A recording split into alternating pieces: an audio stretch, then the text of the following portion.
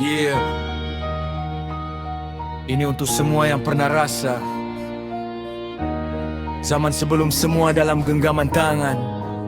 90-an 90-an 90-an.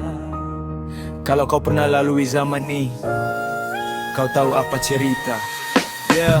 Dulu kami tiada WhatsApp nak bagi tahu, tapi petang-petang semua tahu nak bertemu.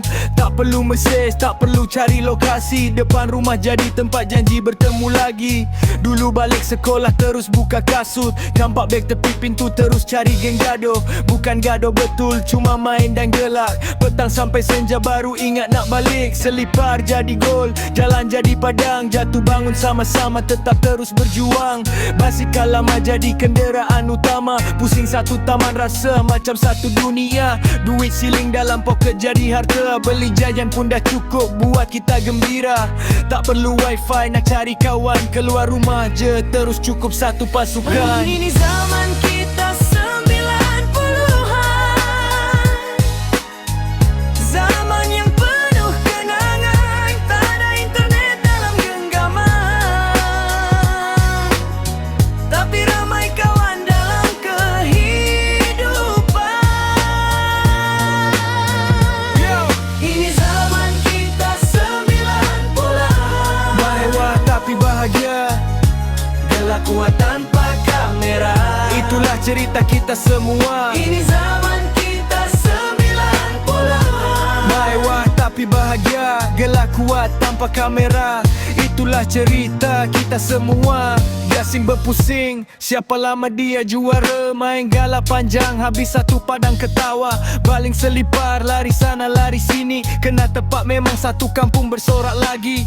Rebut tiang sampai lutut penuh luka, lawan layang-layang putus tali semua suka. Guli dalam poket bunyi tiap kali berlari, batu seremban jadi teman setiap hari. Kongkak dengan kakak kalah jangan merajuk, tarik upi sampai sempuk masih tak nak duduk. Tak perlukan bateri, tak perlukan data, cukup ada kawan terus bermula cerita. Ini zaman kita 90-an, Zaman penuh kenangan, yesing, kaset kartun dan permainan, sampai sekarang masih dalam ingatan. ini zaman kita 90-an.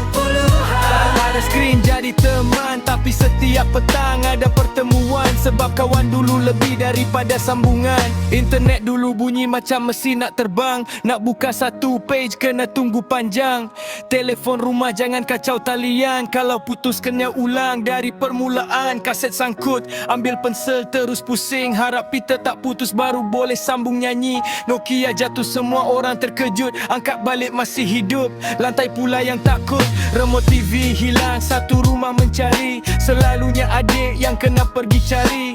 Mak panggil balik bila langit dah merah, satu taman dengar suara yang sama. Lampu jalan mula menyala, itulah tanda permainan pun tamatlah. Esok petang kita jumpa lagi, macam dah ada janji dalam hati.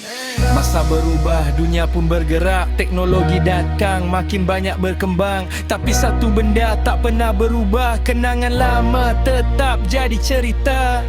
Yeah. Untuk semua yang membesar di zaman itu, 90-an, 80-an, dua generasi, satu tanah.